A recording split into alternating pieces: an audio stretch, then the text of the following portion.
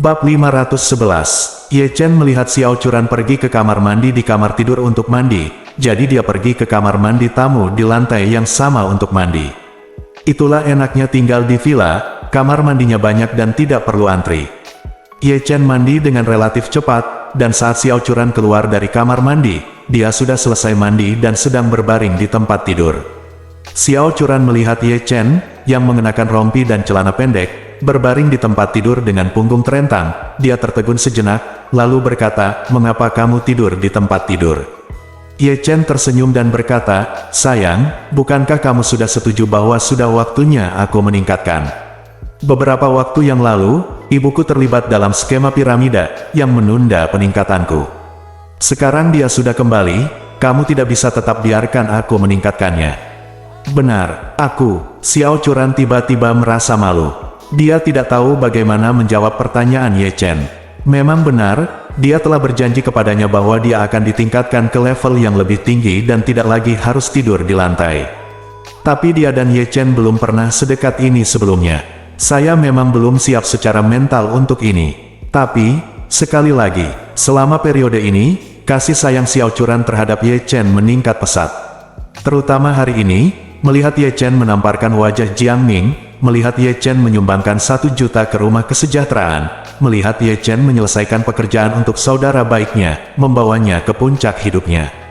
Malam ini, di matanya, Ye Chen seperti dewa laki-laki yang maha kuasa. Terkadang, saya merasa sangat bersemangat, mungkin itu adalah perasaan cinta. Memikirkan hal ini, wajahnya langsung memerah, dan di bawah cahaya redup kamar tidur, dia terlihat semakin menawan. Ye Chen melihat tatapan malu-malunya, dan hatinya dipenuhi dengan cinta yang mendalam. "Inilah istriku tercinta, bagaikan seberkas sinar matahari dalam hidupku, menghangatkan hatiku." Xiao Churan memandang Ye Chen dengan mata merah, dan setelah beberapa saat dia berkata dengan malu-malu, "Kamu dapat meningkatkan ke 1 level, tetapi kamu hanya dapat meningkatkan 1 level." Ye Chen buru-buru bertanya, "Sayang, apa maksudmu dengan ini? Apa maksudmu kamu hanya bisa meningkatkan ke 1 level?" Xiao Churan berkata, "Mulai hari ini, kamu akan tidur di tempat tidur, tetapi tempat tidur ini dibagi menjadi 2, dengan pria di kiri dan wanita di kanan. Tanpa izin saya, kamu tidak boleh melewati batas, jika tidak kamu akan menjadi diturunkan." Ye Chen berkata dengan wajah sedih, "Sayang, apa artinya penurunan peringkat?" Xiao Churan memutar matanya ke arahnya dan berkata, "Kamu tahu apa artinya peningkatan?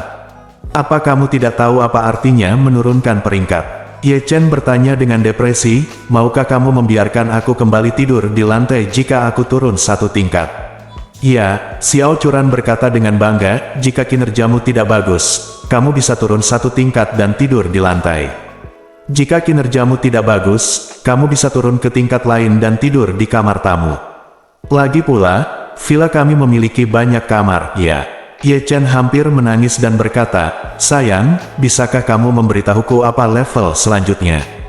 Kapan aku bisa naik ke level berikutnya?"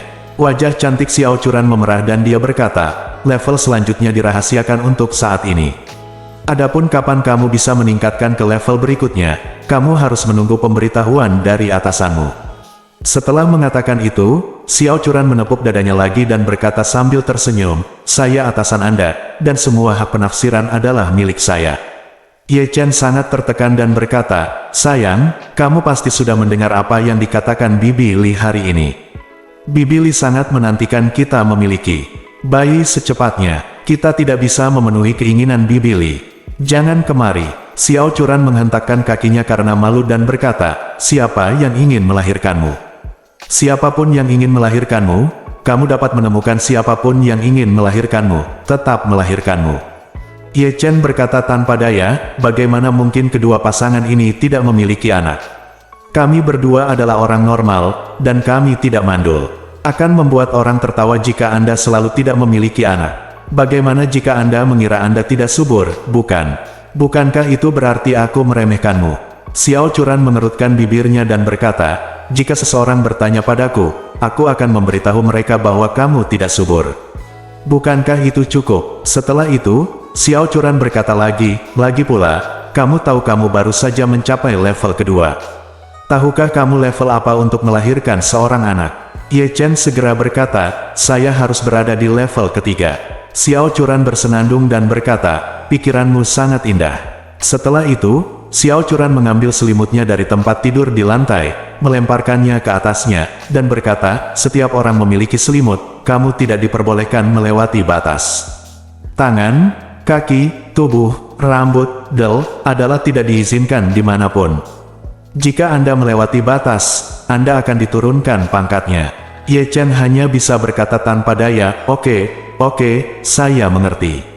Saya tidak akan melewati batas. Bukankah ini oke? Xiao Churan tersenyum malu-malu dan berkata, cukup. Setelah mengatakan itu, dia membuka selimutnya, membelakangi Ye Chen, dan berbaring di tempat tidur. Begitu Xiao Churan naik ke tempat tidur, dia naik ke tempat tidur dan membungkus dirinya dengan erat. Wajahnya sangat merah hingga dia tampak berdarah. Dia melirik ke arah Ye Chen dan dengan cepat memalingkan wajahnya. Saat ini, Ye Chen ingin memeluknya dan menciumnya. Namun, setelah sekian lama saling menghormati sebagai tamu, mengapa saya harus tidak sabar dan tidak menaati dia saat ini? Bagaimanapun, saya telah mencapai level berikutnya. Bisa berbaring di ranjang yang sama dengannya adalah kemajuan besar. Saya akan tampil baik dalam beberapa hari ke depan dan saya akan bisa naik ke level berikutnya dalam waktu dekat sudut. Mungkin saat naik ke level berikutnya, dua orang bisa tidur di ranjang yang sama. Memikirkan hal ini, dia merasa jauh lebih bahagia. Xiao Churan tidak berani melihatnya, jadi dia mengulurkan tangan dan mematikan lampu, dan berkata, ini sudah larut, cepat tidur. Setelah mematikan lampu, kamar tidur menjadi gelap, dan sangat sunyi sehingga Anda dapat mendengar suara pin jatuh dengan jelas meskipun Anda tidak dapat menjangkaunya. Ye Chen bisa dengan jelas mendengar nafas Xiao Churan, nafasnya sedikit cepat, sepertinya dia pasti sangat gugup saat ini. Biasanya, jika Xiao Churan tertidur, napasnya akan sangat teratur dan lembut. Jadi Ye Chen bertanya padanya, sayang, apakah kamu masih bangun? Xiao Churan bertanya, ada apa? Ye Chen juga sedikit gugup dan buru-buru berkata, tidak ada, aku hanya ingin mengobrol denganmu. Xiao Churan berkata, apa yang ingin kamu bicarakan? Katakan saja padaku. Ye Chen terkekeh, menoleh untuk melihat siluet Xiao Churan, dan bertanya, sayang, bagaimana kabar perusahaanmu akhir-akhir ini? Xiao Churan berkata, tidak buruk. Dihao Group dan beberapa perusahaan lain telah memberikan beberapa pesanan. Saya merancangnya satu persatu dan mencari orang untuk membangunnya satu persatu. Sekarang situasinya secara keseluruhan sangat baik, dan perusahaan rekening juga telah meningkat pesat. Pendapatan beberapa juta hanyalah pembayaran di muka. Jika saya menyelesaikan proyek saat ini, pendapatannya akan melebihi 10 juta. Marven berkata dengan heran, wah, istriku, kamu luar biasa. Hanya dalam waktu singkat, kamu sudah menghasilkan pendapatan 10 juta. Xiao Churan berkata, 10 juta hanyalah keuntungan, dan keuntungan sebenarnya hanya sekitar 2 juta. 2 juta ini tidak sebanyak yang dapat Anda hasilkan dengan menunjukkan Feng Shui kepada orang lain. Karena itu, Xiao Churan buru-buru berkata kepada Ye Chen, ngomong-ngomong, kamu tidak boleh memberitahu ibumu tentang nomor yang baru saja kuberitahukan padamu. Jika ibu tahu berapa juta yang dimiliki perusahaan saat ini di rekeningnya, dia pasti akan salah paham. Ye Chen buru-buru bertanya, sayang, aku mendengarkanmu dan aku tidak akan pernah mengatakan sepatah kata pun kepada ibu. Setelah mengatakan itu, Ye Chen bertanya lagi, sayang, kamu lihat aku melakukannya dengan sangat baik, bisakah kamu membiarkan aku naik ke level lain sekarang? Bab 512. Setelah Ye Chen menanyakan pertanyaan ini, dia merasa sangat gugup. Dia tidak tahu jawaban seperti apa yang akan diberikan Xiao Churan padanya. Saat itu, tiba-tiba ia merasakan ada benda yang mengenai wajahnya. Saat berikutnya ia merasakan benda itu adalah beruang yang biasa dipeluk Xiao Churan saat tidur. Saat ini, saya mendengar Xiao Churan berkata, kamu sangat rakus. Saat kamu biasanya bermain game mobile, peningkatannya menjadi semakin sulit. Bagaimana bisa sesederhana itu? Ye Chen berkata dengan sedih, sayang, game ponsel dapat ditingkatkan dengan sangat cepat sekarang. Kamu dapat meningkatkan ke level 80 hanya dengan satu pukulan. Xiao Churan berpura-pura menjadi petugas layanan pelanggan dan berkata, maaf, sayang, kami tidak memiliki peningkatan seperti ini di rumah. Saya sarankan Anda mempertimbangkan untuk mencoba permainan lain. Ye Chen buru-buru berkata, tidak Tidak, saya tidak ingin mencoba game lain. Saya hanya ingin bertanya apakah game ini dapat memberikan cara yang lebih cepat untuk meningkatkan. Xiao Churan tersenyum dan berkata, maaf sayang, keluarga kami tidak memiliki jalan pintas saat ini. Baik, Ye Chen menghela nafas dan berkata, saya akan terus bekerja keras.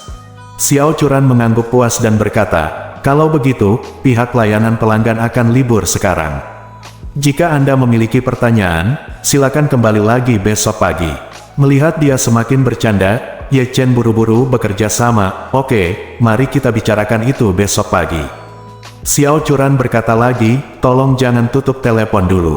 Setelah bunyi bip, beri peringkat pada layanan saya, 1 berarti sangat puas, 2 berarti puas, dan 3 berarti tidak puas. Ye Chen berkata, 4. Xiao Churan berkata, maaf, masukannya salah, silakan masuk kembali. Ye Chen berkata, benar, 4 sangat tidak memuaskan. Xiao Churan berkata dengan marah, selamat sayang, kamu telah mengaktifkan kotak harta karun acak yang tersembunyi di dalam game. Kamu akan mendapatkan hadiah acak. Silakan tekan 1 untuk membuka kotak harta karun dan tekan 2 untuk meninggalkan kotak harta karun. Ye Chen berseru, 1. Xiao Churan meniru suara roda lotre di mulutnya, dan setelah berputar beberapa saat, dia berkata, selamat, Anda telah mendapatkan hadiah acak diturunkan 1 level. Hadiah akan segera berlaku. Ye Chen berteriak ketakutan, tidak, saya tidak menginginkan hadiah ini. Xiao Churan terkekeh dan berkata, sayang, sembunyikan kotak harta karun acak itu. Setelah dibuka, tidak dapat dikembalikan. Marven berkata, saya ingin mengajukan banding. Saya baru saja menekan tombol yang salah, saya ingin menekan 2. Xiao Churan tersenyum sebentar dan kemudian berkata, yang terhormat, sistem telah menerima banding Anda. Kami akan menangani banding Anda dalam 2 hari dan akan memberikan umpan balik hasilnya kepada Anda pada saat itu. Namun, sebelum hasil umpan balik keluar, Anda masih harus menerima penalti acak karena diturunkan 1 level. Ye Chen berkata, saya adalah pelanggan lama permainan kami, bisakah Anda memberi saya sedikit wajah? Kali ini saya akan dibebaskan dari hukuman.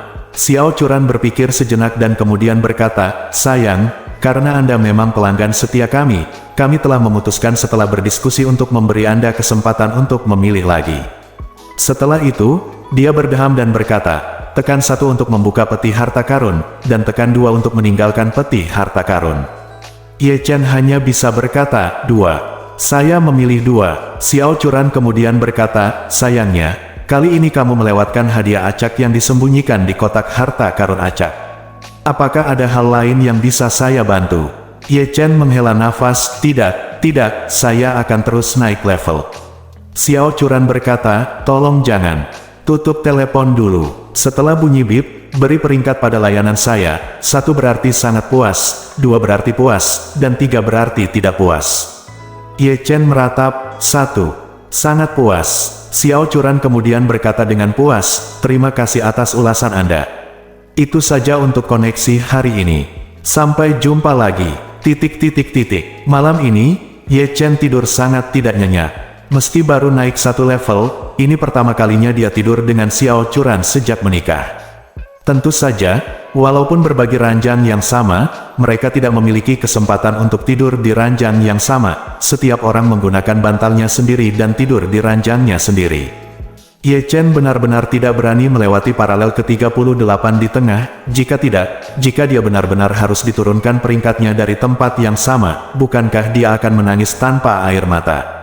Xiao Churan sebenarnya sudah lama tidak tertidur, dan dia merasa sangat gugup. Meskipun dia dan Ye Chen sedang tidur di tempat tidur mereka sendiri dan tidak ada kontak fisik, dia masih merasa detak jantungnya sangat cepat. Bagaimanapun, ini adalah pertama kalinya dia berbagi ranjang dengan seorang pria sejak dia tidur di kamar terpisah dengan orang tuanya ketika dia masih kecil. Aneh kalau aku tidak gugup. Dengan cara ini, keduanya menderita insomnia dengan pikiran mereka sendiri dalam waktu yang lama sebelum tertidur satu demi satu. Keesokan paginya, Ye Chen membuka matanya dan Xiao Churan di sampingnya telah pergi. Mendengar suara pancuran dari kamar mandi, Ye Chen tahu bahwa Xiao Churan sedang mandi. Xiao Churan adalah seorang gadis yang suka kebersihan, pada dasarnya dia harus mandi setiap pagi dan sore, dan Ye Chen sudah terbiasa. Dia berbaring dan hendak bangun ketika ponselnya di bawah bantalnya tiba-tiba berbunyi. Dia mengeluarkan ponselnya dan menemukan bahwa panggilan itu dari Li Xiaofen. Setelah menjawab telepon, suara cemas Li Xiaofen datang dari sisi lain. "Saudara Ye Chen, sesuatu terjadi di panti asuhan." Ye Chen buru-buru bertanya, "Apa yang terjadi? Apa yang terjadi dengan panti asuhan? Jangan cemas dan bicaralah perlahan." Li Xiaofen tersedak dan berkata, 10 anak hilang.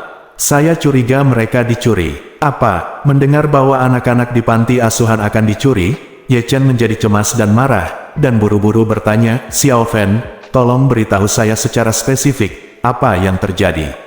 Li Xiaofen berkata dengan tergesa-gesa, "Pagi ini, bibi pada shift siang yang bertanggung jawab atas bayi dan anak kecil pergi untuk mengambil alih shift bersama bibi pada shift malam. Dia menemukan bahwa bibi pada shift malam sedang tidur tak sadarkan diri. Ke-10 anak di ruangan yang sama hilang. Bibi yang jaga malam belum bangun. Dokter bilang dia tidak sadarkan diri. Obat bius yang sangat kuat diberikan." Ye Chen tiba-tiba menjadi marah dan memarahi, siapa yang melakukan ini terlalu berani. Dia bahkan berani mencuri anak-anak dari panti asuhan. Li Xiaofen menangis dan berkata, "Hal semacam ini pernah terjadi sebelumnya, tetapi kami menemukannya jauh sebelumnya. Saat ini, perdagangan manusia sangat merajalela. Mereka tidak hanya berani mencuri di panti asuhan, tetapi juga berani mencuri di rumah sakit dan rumah penduduk. Mereka bahkan merampok anak-anak orang lain di jalan." Setelah mengatakan itu, Li Xiaofen menambahkan, "Alasan utamanya adalah industri ini terlalu menguntungkan bagi mereka. Setiap anak dapat dijual dengan harga sekitar 100.000 yuan. Jika itu adalah jenis anak yang cantik, orang-orang kaya ini tidak dapat melahirkannya. Orang yang mempunyai anak bahkan rela membayar harga yang sangat mahal untuk membelinya." Ye Chen buru-buru bertanya, "Bagaimana situasinya sekarang? Apakah polisi sudah dipanggil?" Li Xiaofen berkata dengan tergesa-gesa, "Bibi Li dan dekan telah menelepon polisi, dan sekarang sebuah kasus telah dibuka untuk diselidiki.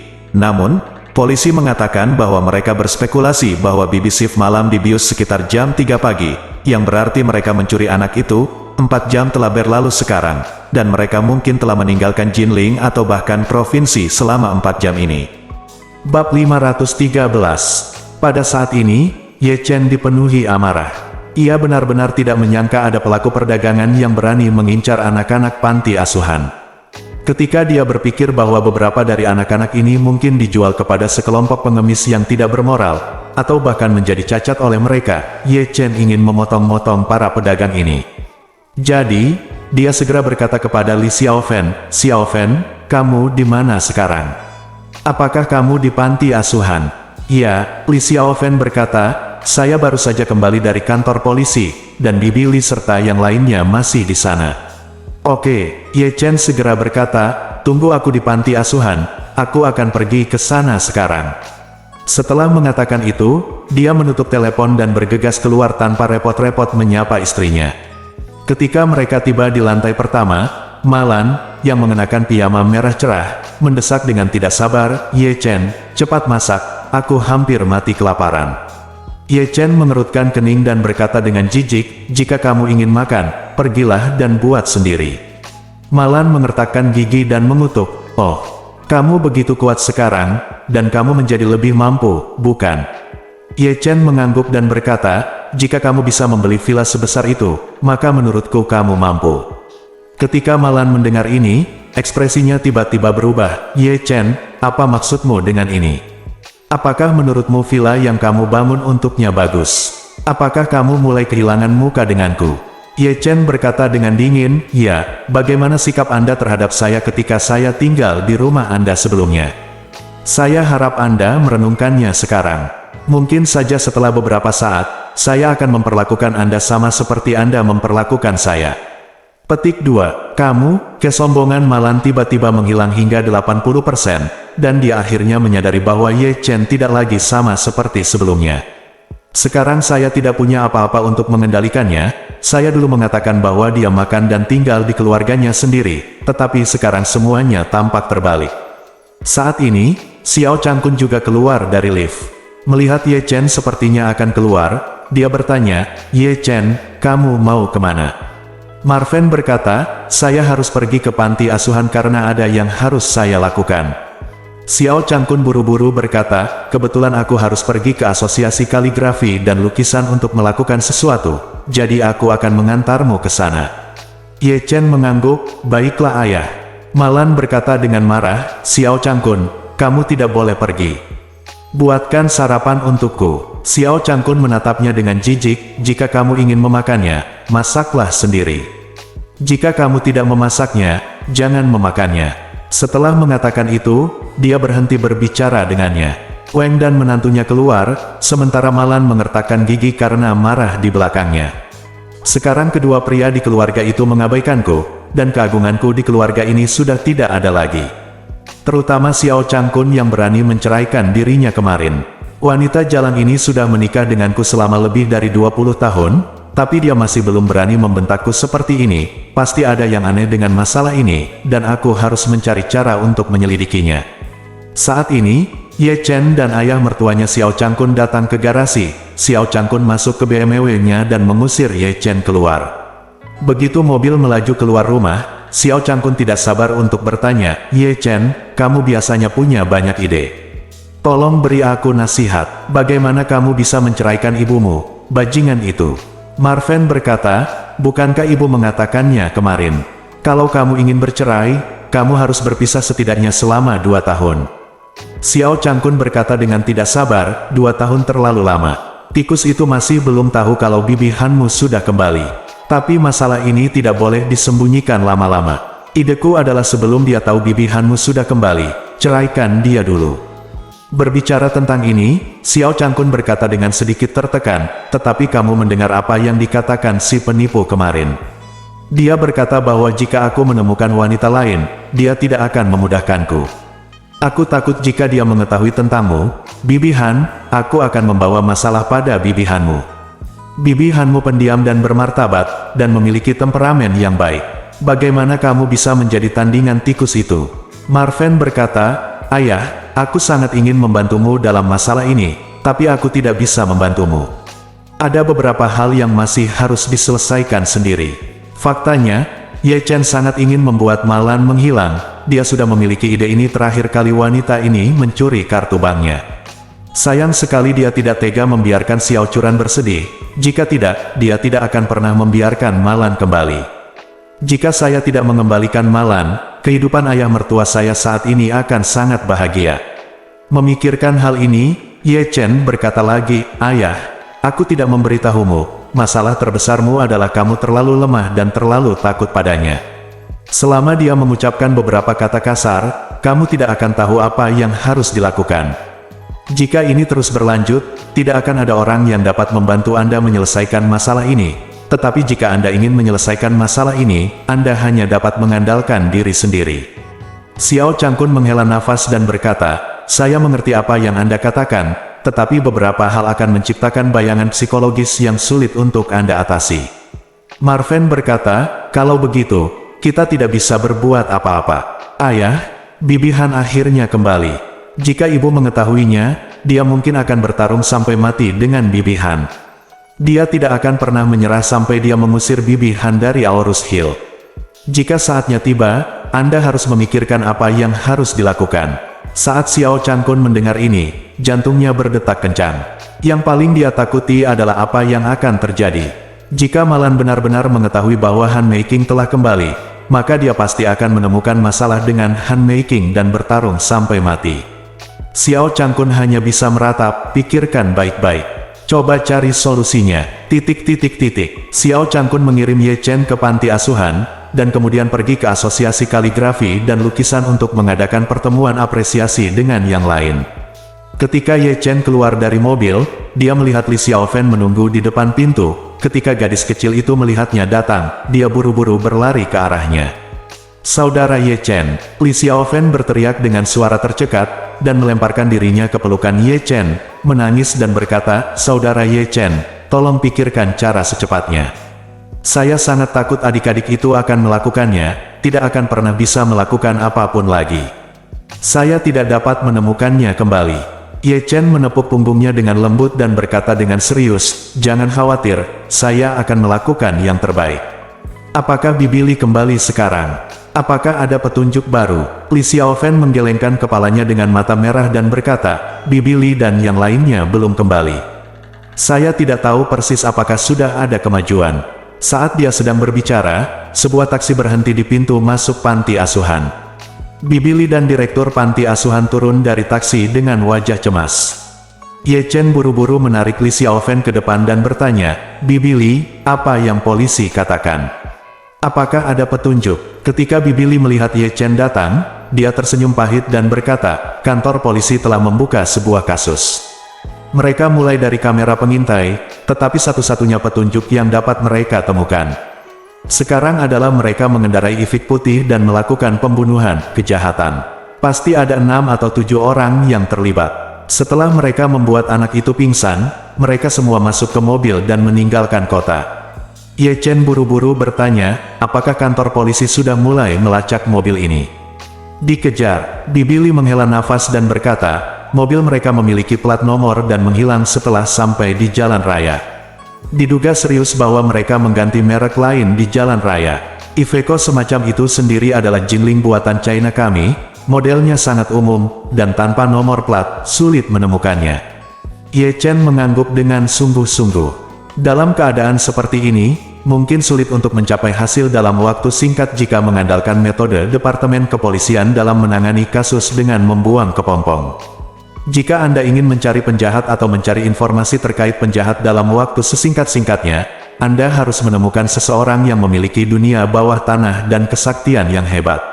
Mereka memiliki banyak informan di semua lapisan masyarakat, sehingga kecerdasan mereka lebih dalam daripada polisi. Bab 514. Begitu dia memikirkan hal ini, Ye Chen menelepon. Dia sebenarnya adalah kaisar bawah tanah Jinling, dan dia memiliki lebih banyak mata daripada orang kebanyakan. Begitu panggilan tersambung, dia dengan hormat bertanya, "Tuan Ye, apa perintah Anda?"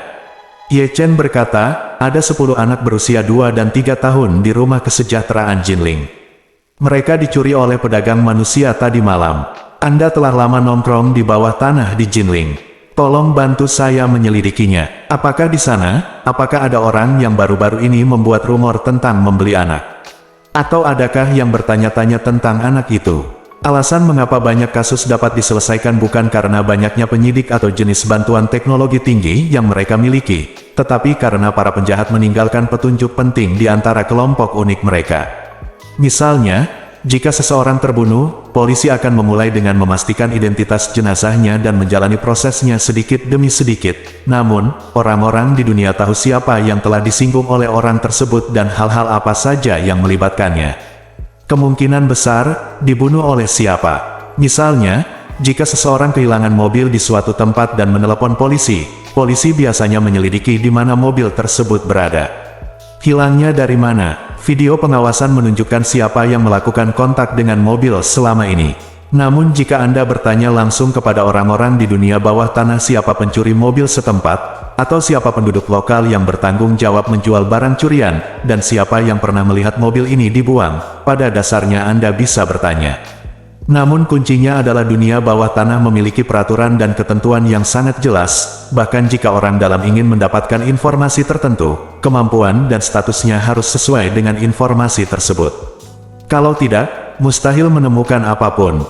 Misalnya, jika seorang gangster ingin mengetahui bisnis apa yang dia lakukan akhir-akhir ini, dengan siapa dia makan dan dengan siapa dia bertemu, pada dasarnya tidak mungkin untuk mengetahuinya. Tetapi jika Anda tahu apa yang sedang dilakukan seorang gangster akhir-akhir ini dan dengan siapa dia sering berhubungan, cukup dengan beberapa patah kata saja dan bawahannya akan mengetahuinya. Dia mengatakan bahwa Ye Chen telah tinggal di panti asuhan sejak kecil hingga remaja, jadi dia juga tahu bahwa anak-anak di panti asuhan dicuri, dan Ye Chen pasti sangat marah. Jadi dia segera mulai menyelidiki. 10 menit kemudian, sebuah petunjuk kembali padaku. Ada seorang anak laki-laki bernama Liu Zhaochen di Jinling. Ketika dia sedang makan malam bersama teman-temannya di jalan beberapa waktu lalu, dia bertanya di mana dia bisa membeli anak di Jinling. Ye Chen buru-buru bertanya kepadanya, siapa Liu Zhaochen ini?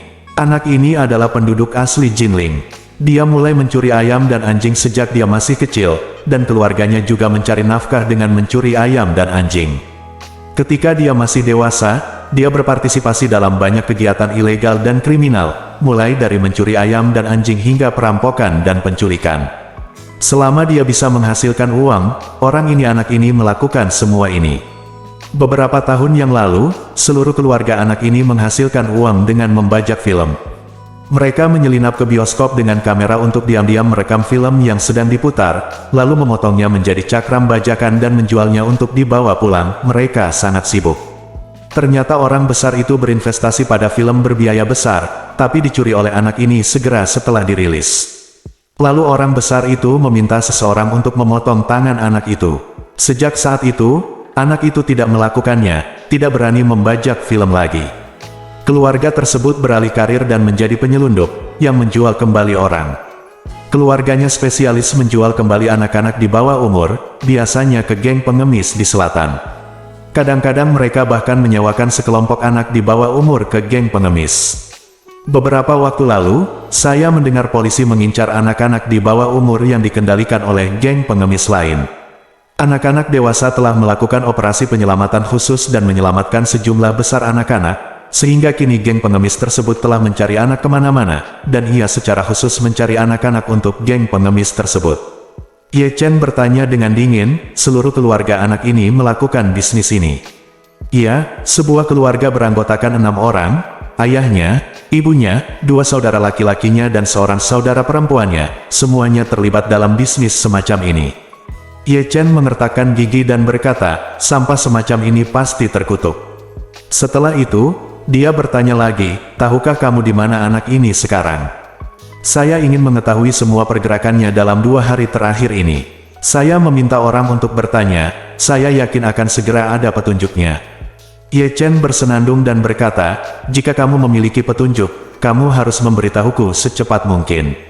Dia berkata dengan hormat, baiklah, Tuan Ye, saya mengerti.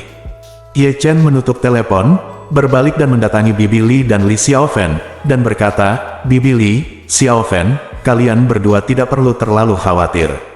Saya telah meminta teman-teman saya untuk membantu saya dan bertanya-tanya. Dia memiliki energi yang cukup besar. Saya akan segera melihat beberapa petunjuk kembali. Bibi Li berkata dengan mata merah, Ye Chen, terima kasih banyak.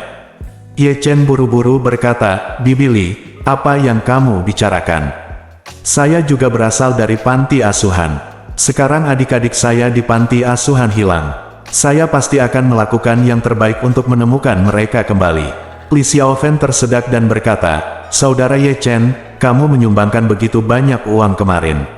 Dalam perjalanan pulang, Bibi Li juga mengatakan bahwa kami akan menambahkan 1 set peralatan pemantauan ke seluruh rumah kesejahteraan. Saya tidak menyangka hari ini.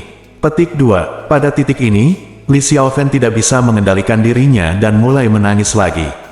Ye Chen sangat mengenal Bibi Li dan Li Xiaofen, sebagian besar orang yang bekerja di panti asuhan sangat baik, dan mereka semua merawat anak-anak tanpa orang tua ini dengan baik seperti anak mereka sendiri, dan menganggap diri mereka sebagai orang tua dari anak yatim piatu tersebut. Kini panti asuhan tersebut telah kehilangan 10 anak sekaligus, yang tentu saja merupakan pukulan telak bagi mereka.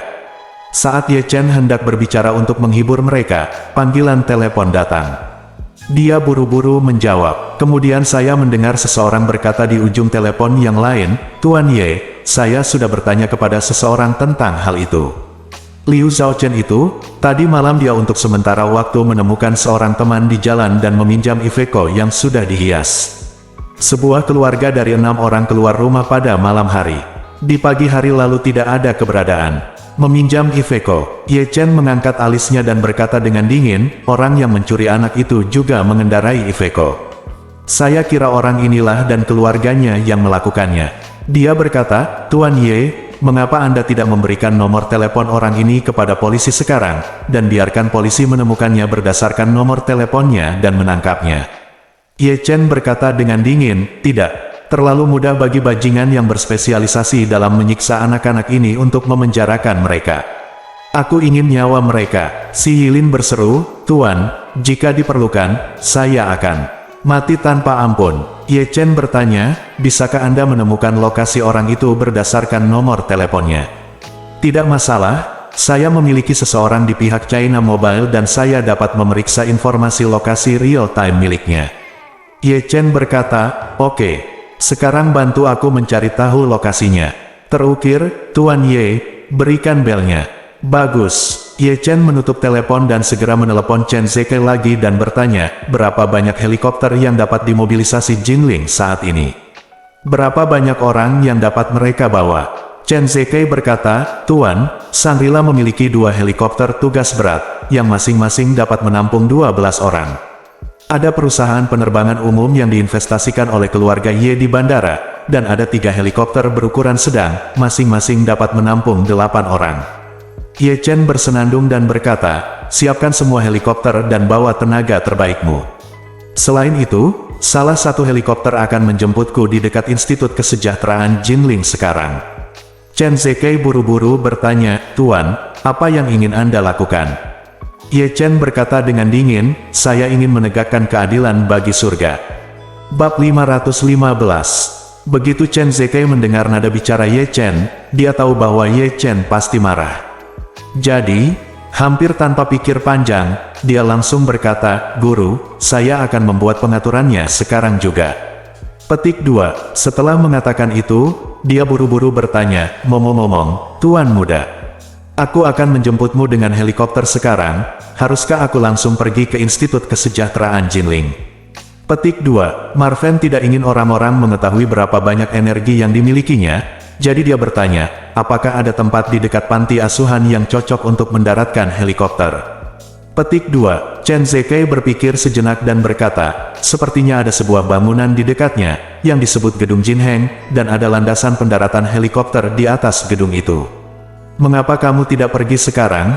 Dan aku akan pergi sekarang, dan aku akan segera ke sana.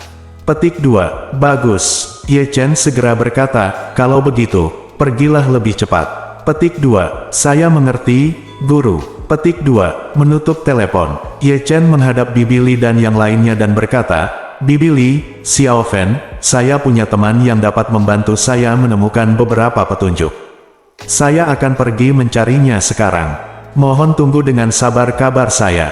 Jangan cemas. Petik 2. Li Xiao Fen buru-buru berkata, Saudara Ye Chen, aku ingin pergi bersamamu. Oke. Petik 2. Ye Chen berkata, Xiao Fen, kamu bisa tinggal di sini bersama Bibi Li, dan serahkan saja masalah ini padaku. Petik 2. Li Xiao Fen mengangguk dan berkata dengan patuh, baiklah, Saudara Ye Chen, dan Bibi Li di sini menunggu kabar baikmu. Kamu harus mendapatkan saudara-saudaramu kembali. Petik 2. Ye Chen berkata dengan mata tegas, jangan khawatir, saya pasti akan membawa mereka kembali dengan selamat. Petik 2. Setelah mengatakan itu, dia segera meninggalkan panti asuhan dan menuju ke gedung Jinheng terdekat. Pada saat yang sama, polisi menghubungi berbagai media. Pemberitahuan investigasi dikeluarkan ke seluruh masyarakat. Tiba-tiba, fakta bahwa 10 bayi dari panti asuhan dicuri oleh pedagang manusia dengan cepat diposting di internet dan diketahui seluruh internet. Di banyak platform berita, informasi ini menduduki peringkat nomor 1 di daftar pencarian terpopuler. Douyin juga menampilkan berita di layar, memungkinkan orang di seluruh negeri untuk melihat berita tersebut. Di masa lalu, berita tentang seorang anak yang diculik di jalan akan menarik perhatian orang-orang di seluruh negeri dan bahkan menjadi berita utama. Tapi sekarang ada pedagang yang begitu berani hingga berani mencuri anak-anak dari panti asuhan. Dan satu mencuri adalah 10. Ini sungguh perilaku hewan yang belum pernah terjadi sebelumnya. Buat semua orang sangat marah saat mendengarnya. Untuk sementara waktu, banyak sekali netizen di seluruh negeri yang diliputi kemarahan dan kecaman, dimarahi, dikomentari, dan diteruskan secara online. Volume pencarian tetap tinggi. Tahukah Anda, perdagangan manusia semakin merajalela dalam beberapa tahun terakhir, dan banyak keluarga yang hancur karena anak-anak mereka dicuri atau diculik oleh para pedagang manusia. Di keluarga manapun, anak adalah harta karun yang ada di hati orang tuanya. Jika harta tersebut dicuri, diculik dan dibeli, bahkan orang tua akan kehilangan harapan dan motivasi untuk hidup. Keluarga bahagia yang tak terhitung jumlahnya hancur total karena perdagangan manusia ini. Hal yang paling dibenci adalah setelah para pedagang ini menculik anak-anak tersebut, akan lebih baik jika mereka menjualnya kepada beberapa keluarga biasa yang menginginkan anak, setidaknya nyawa anak-anak tersebut tidak akan terlalu terancam. Tetapi jika binatang-binatang sialan ini dengan sengaja melumpuhkan seorang anak dan menggunakannya untuk mengemis demi menghasilkan uang, bukankah kehidupan anak itu akan hancur total? Jadi, saat ini, hati masyarakat di seluruh negeri sangat prihatin. Ke-10 anak ini diperdagangkan. Saat ini, Ye Chen hanya ingin menyelamatkan anak-anak secepat mungkin. Sesampainya di puncak gedung, sebuah helikopter sudah menderu-deru dari langit di kejauhan. Saat ini, sebuah pesan dikirim ke WeChat miliknya. Ye Chen melihatnya. Saat ini, helikopter perlahan turun ke atas gedung Jinheng. Namun sebelum menyentuh tanah, Chen Zekai sudah membuka pintu. Ye Chen segera melompat dan berkata langsung kepadanya, biarkan pilot segera lepas landas dan menuju Kabupaten Qingshui dengan kecepatan penuh, dan biarkan helikopter lain menuju ke arah yang sama, arah. Petik 2. Baik, Tuan Muda. Chen Zekai segera memberitahu pilot lokasi spesifik melalui interkom penutup telinga. Kemudian, Chen Zekai bertanya kepada Ye Chen, Guru, mohon maafkan saya karena bersikap sombong. Anda tiba-tiba menjadi sangat cemas. Apa yang terjadi? Petik 2. Ye Chen berkata dengan wajah gelap, pagi-pagi sekali, ada sebuah keluarga dengan 6 pedagang manusia, 10 anak dicuri dari panti asuhan. Petik 2. Brengsek. Chen Zekai segera berseru, bajingan macam apa keluarga ini yang melakukan hal-hal tidak bermoral seperti itu. Petik 2. Ye Chen berkata dengan dingin, dari 4 kata, curang dan penculikan, yang paling aku benci adalah penculikan. Saya dibesarkan di panti asuhan ketika saya masih kecil, dan saya melihat banyak anak yang diselamatkan setelah diperdagangkan, meskipun mereka telah diselamatkan. Namun karena pelaku perdagangan manusia menculik begitu banyak anak, dan setiap anak dijual beberapa kali, bahkan banyak anak yang diselamatkan oleh polisi. Sulitnya mencari keluarga juga sehingga mereka menjadi yatim piatu yang bukan yatim piatu. Petik 2. Chen Zekai segera berkata, Tuan, jangan khawatir, saya membawa orang-orang terbaik saya kali ini, dan masing-masing dari mereka adalah prajurit elit. Setelah menangkap mereka, saya pasti akan memotong bajingan ini menjadi ribuan bagian. Petik 2. Ye Chen berkata, saya tidak hanya akan memotong-motong mereka, saya juga akan memotong-motong seluruh keluarga mereka, kaki tangan dan kolega mereka. Petik 2. Setelah mengatakan itu, Ye Chen bertanya, apakah keluarga Ye berkuasa di provinsi Zhejiang? Petik 2. Chen Zekai mengangguk dan berkata, kekuatan keluarga di provinsi Zhejiang juga sangat kuat, tetapi keluarga selalu bersikap rendah hati. Sama seperti saya di Jinling, saya biasanya tidak ikut serta dalam perselisihan antara orang kaya setempat, keluarga, dan geng, tapi ini jika penduduk setempat tidak mematuhi aturan, maka saya dapat menyentuhnya kapan saja dan di mana saja.